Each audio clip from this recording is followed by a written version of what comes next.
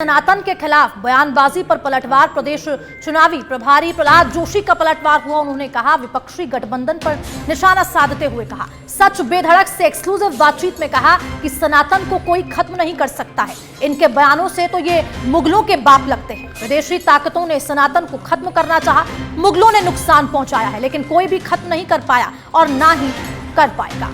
तो ये बड़ा बयान दिया गया है चुनाव प्रभारी प्रहलाद जोशी की ओर से। जब G20 इस देश में हो रहा था और वसुधैव कुटुंबकम, आपने भी चर्चा किया है कि अपन कहते हैं अयम निजे पर्वेति गणना लघु चेत साम उदार चरिता नाम तो वसुधैव कुटुंबकम का डंका जब पूरी दुनिया में गूंज रहा था, उस वक्त इसी देश से एक आवाज आ रही थी सनातन धर्म को खत्म करने के लिए, सनातन धर्म की तुलना डेंगू और मलेरिया से करने की। देखिए, जब मैंने अभी भी आपके सामने भी कहा था, ये वसुधैव उदार चरिता नाम तो वसुधैव कुटुंबकम, ये जो हमारा वेद पुराण में आता है, विष्णु पुराण में आता है, इस उक्ति जो है इसका अर्थ एक है, सारे दुनिया, सारे ब्रह्मांड एक कुटुंब है, एक फैमिली है। ये जब दुनिया ने स्वीकारा है और इसके ऊपर चर्चा चला, बहुत ही एक तरह से क्यूरियोसिटी से लोग इसको देखा, ये कितना उदात्त विचार है। ऐसे विचार रखने वाले सनातन धर्म को खत्म करने के लिए ये लोग संकल्पबद्ध है। हम लोग भारत नंबर 1 बने, ऐसे भारत डेवलप्ड कंट्री बने, ये हमारा संकल्प है। इनका संकल्प क्या है? इनका संकल्प है सनातन धर्म को समूल नाश, ये इनका संपर्क है। ये सिर्फ उदयनिधि स्टालिन ने नहीं बोला है, ये राजा बोला है, कम्युनिस्ट के डी राजा बोला है, और गांधी परिवार के जो पार्टी है, नकली गांधी परिवार के जो पार्टी है कांग्रेस पार्टी, उसका अध्यक्ष के सुपुत्र जो कर्नाटक में मंत्री है, उन्होंने बोला है। मैं इतना ही कहना चाहता हूं, इस देश में डच आया, ग्रीक आया, हूण आया, मुगल आया, ब्रिटिश आया, लेकिन कोई भी सनातन धर्म को समूल नाश कर नहीं पाए। तो क्योंकि ये सनातन है, शाश्वत है। मैं ये जो मुगलों के बाप जैसे बात कर रहे हैं कांग्रेस पार्टी और उनके घमंडिया गठबंधन के लोग, आपके ये मुगल जब आया, एक आपने नाश नहीं किया, आप क्या करेंगे? लेकिन इनका बातों से तो ये लगता है ये मुगल के बाप है। और इसी खबर पर ज्यादा जानकारी के लिए हमारे साथ न्यूज रूम से लाइव जुड़ चुके हैं हमारे संवाददाता लाल सिंह फौजदार। लाल सिंह, जो ये बयान दिया गया है, देखिए सच बेधड़क से एक्सक्लूसिव बातचीत में क्या कुछ इस बयान के मायने निकाले जा रहे हैं सनातन धर्म को लेकर? देखिए हर्षदा, हमने जब एक्सक्लूसिव बात की थी प्रहलाद जोशी से, 2 बड़ी बातें निकल कर आई। सबसे बड़ी बात जो सनातन का वो शुरुआत करते हैं, कहते हैं कि अयम निजय पर्वेति गणना लघु चेत साम उदार चरिता नाम तो वसुधैव कुटुंबकम। ये हमारी वो पुरातन संस्कृति का वो श्लोक है जो दुनिया को बताता है कि भारत का सनातन धर्म पूरी दुनिया को एक कुटुंब मानकर चलता है। लेकिन इस दौरान जिस तरह के बयान आए कि सनातन डेंगू है, सनातन को खत्म करना चाहिए, इसको लेकर पहला जो उसने सीधा हमला जो तथाकथित गठबंधन है उस पर बोला, और उन्होंने कहा कि सनातन को कोई ख़त्म नहीं कर पाया। कुषाण आए, हूण आए, ग्रीक आए, मुगल आए, तमाम लोगों आए, उन्होंने पूरा प्रयास भी किया कि भारत के सनातन तत्व को कैसे ख़त्म किया जाए।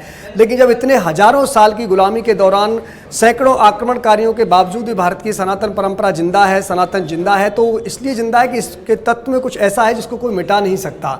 उसको लेकर उन्होंने टारगेट किया है कि ये लोग अब उस सनातन पर हमला कर रहे हैं। देखो हर्षदा, बहुत साफ बात है, आने वाले दिनों में ये बहुत बड़ा मुद्दा बनने वाला है। विधानसभा चुनाव 2023 और 2024 दोनों चुनावों में सनातन को लेकर जिस तरह बयानबाजी की गई है, इसको लेकर भारतीय जनता पार्टी अब पीछा छोड़ने वाली है नहीं, लगातार हमला कर रही है ऊपर स्तर पर, और आपके प्रदेश स्तर के नेताओं को भी ये नसीहत दे दी गई है कि सनातन को लेकर जितना आप बोल सकते हैं बोलिए, अपनी बात रखिए, क्योंकि ये ऐसा मुद्दा है जो कहीं ना कहीं बीजेपी को सियासी फायदा भी पहुंचाएगा। दूसरी हर्षदा, जो हम लगातार अभी देख रहे हैं भारतीय जनता पार्टी में, कैलाश मेघवाल के बाद, या कैलाश मेघवाल जो प्रकरण हुआ, इतने वरिष्ठ नेता को उन्होंने निलंबित किया बयानबाजी के चलते, उसके बाद एक सूर्यकांता व्यास का वीडियो वायरल होता है जिसमें वो सीएम गहलोत की प्रशंसा करती हुई नजर आती हैं। इसके बाद देवी सिंह भाटी जो लंबे समय से नाराज चल रहे हैं, उनकी सीएम से मुलाकात होती है, और इसके साथ ही कई जगह से इस तरह के स्वर सुनाई दे रहे हैं जो कहीं ना कहीं पार्टी विद डिफरेंस की जो बात करती है पार्टी, उससे मेल नहीं खा रहे हैं।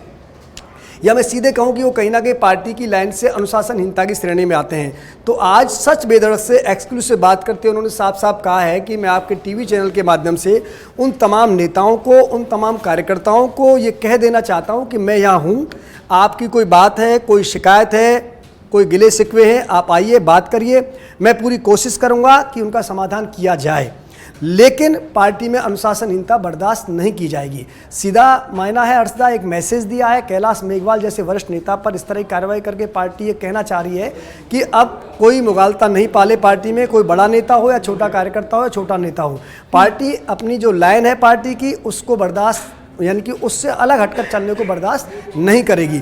इसकी वजह भी है क्योंकि लगातार इस तरह की बयानबाजी हर्षदा लगातार बढ़ रही थी, चूंकि चुनावी साल है। अगर एक साल पहले इस तरह के कैलाश मेघवाल, हालांकि पहली बार कैलाश मेघवाल ने बयान नहीं दिया था, उससे पहले वो बयान देते आ रहे हैं, वसुंधरा राजे के लिए बोला था, लेकिन चूंकि ये चुनावी साल है, यहाँ एक एक बयान का मायना होता है और इस समय जब ऐसे बयानबाजी बाहर निकल कर आती है तो पार्टी को कहीं ना कहीं डैमेज करती है, कार्यकर्ताओं के मनोबल को कमजोर करती है।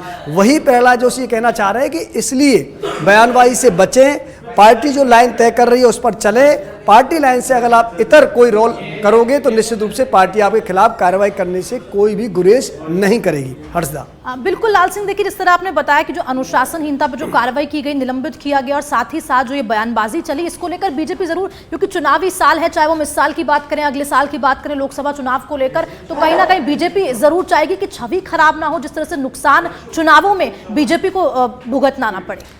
देखिए बिल्कुल हर्षदा, आपने ठीक बात कही है, क्योंकि पार्टी के लिए कहीं ना कहीं गुटबाजी को खत्म करना या गुटबाजी लगातार जो उठ रही है उसको रोकना बहुत बड़ी चुनौती बनता जा रहा है।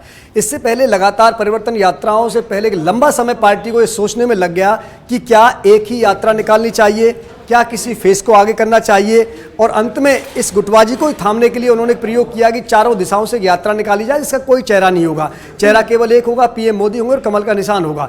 ये मैसेज देने के लिए उन्होंने चारों दिशाओं से परिवर्तन यात्रा निकाली, किसी स्थानीय नेता को एक चेहरा नहीं माना। साफ साफ संदेश कार्यकर्ताओं नेताओं को यह है कि पार्टी अब केवल एक चेहरा है, उनका मोदी और उनका कमल निशान है और उसी पर आपको चलना है। कोई अपने आप में बड़े नेता अपने आप में समझ रहे हो तो अपनी गलतफहमी निकाल दें, पार्टी किसी को आगे नहीं करेगी।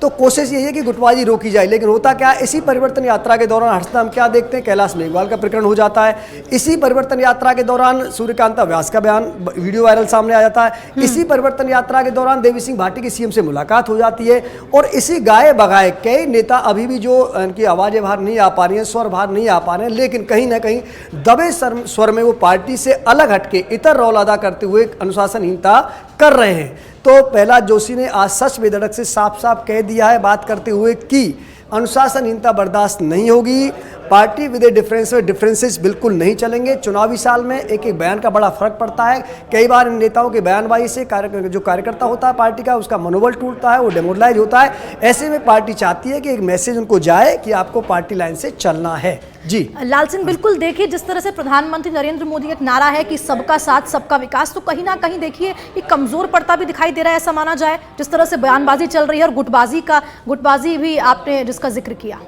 देखिए हर्षदा, आप ये बात साफ कहना समझना होगा हमको कि पार्टी में क्यों अंतर आ रहा है, भारतीय जनता पार्टी में इस बयानबाजी को इतनी गंभीरता से क्यों लिया जा रहा है। आप इधर देखिए कांग्रेस पार्टी में लगातार इस तरह की न केवल बयानबाजी होती है बल्कि नेता खुलकर सामने आते हैं। अशोक चांदना एक बार दो बार नहीं जाने 3-4 बार धरने पर बैठ चुके हैं, पार्टी खिलाफ बयानबाजी दे चुके हैं। उसको लेकर पार्टी के नेता क्या कहते हैं कि यह तो हमारा लोकतंत्र है, क्योंकि जब विपक्ष कमजोर है तो हमारे पार्टी के नेताओं को विरोध करना पड़ रहा है। वहाँ इस तरह का रोल आपको दिखाई दे सकता है, लेकिन बीजेपी में नहीं चलता है। बीजेपी में आप ये उम्मीद करें कि लगातार आप बयानबाजी करते रहेंगे, पार्टी के खिलाफ आप बोलते रहेंगे, लाइन से इतर चलते रहेंगे और पार्टी आपको बर्दाश्त करेगी, नहीं चलेगा। ये ना राजस्थान में चलता है, ना हिंदुस्तान के और अन्य इलाकों में चलता है। यही वजह है पार्टी लगातार एक कोशिश में है कि एक छवि जो उन्होंने बनाई है पार्टी विद डिफरेंस की, पार्टी देश में स्थापित की है, उसके पीछे वजह है कि पार्टी ने हमेशा अनुशासन को प्रायोरिटी पर माना है, पार्टी लाइन को प्रमुखता पर माना है। ऐसे में कैलाश मेघवाल के खिलाफ कार्रवाई करके पार्टी ने संदेश साफ दिया है कि पार्टी के लिए पार्टी की लाइन, पार्टी का अनुशासन, पार्टी की नीति रीति सबसे बड़ी है। इसके खिलाफ कोई भी नेता जाएगा तो इस बात की चिंता किए बगैर कि कितना नुकसान इससे होगा नहीं होगा, पार्टी कार्रवाई करेगी। लाल सिंह, बिल्कुल देखिए नसीहत देना भी बहुत इंपॉर्टेंट था, क्योंकि जिस तरह से अब कांग्रेस को भी देखिए चुनावी साल है तो मुद्दा जरूर मिल गया बीजेपी के खिलाफ बोलने का। हाँ देखिए, बिल्कुल बिल्कुल मुद्दा मिला और यही वजह लगातार अब जितने भी बयान कांग्रेस के नेताओं के आ रहे हैं वो कह रहे हैं कि इतने बड़े नेता जो 80 साल से अधिक उनकी उम्र है उनको पार्टी से निकाल दिया, चूंकि वो दलित हैं तो दलित विरोधी होने का उन पर आरोप लगाए जा रहे हैं। स्वाभाविक है उनको मैटर मिला, लेकिन क्या होता है हर्षा, कई बार पार्टी ऐसे मामलों में बहुत सोच समझ कर कदम उठाती है। कई बार आपकी कार्रवाई नहीं करना आपको अधिक नुकसानदायक हो जाता है। लगातार कार्रवाई नहीं करते तो एक कतार खड़ी हो जाती है नेताओं की, ऐसे बयानबाजी करने वालों की, और उससे पार्टी को भारी नुकसान भविष्य में उठाना पड़ता है। तो कई बार क्या होता है, पार्टी भविष्य के बड़े नुकसान को देखते हुए छोटा नुकसान उठाने को तैयार हो जाती है। और यही वजह है बीजेपी ने पूरा चिंतन किया है, मंथन किया। और ऐसा नहीं है इस बयानबाजी की वजह से कैलाश मेघवाल को बाहर नहीं किया हर्षदा, लगातार पार्टी उनकी गतिविधि पर नजर बनाए रखी थी, लगातार उनके बयानों को देख रही थी, इसके बाद ये कार्रवाई की गई है।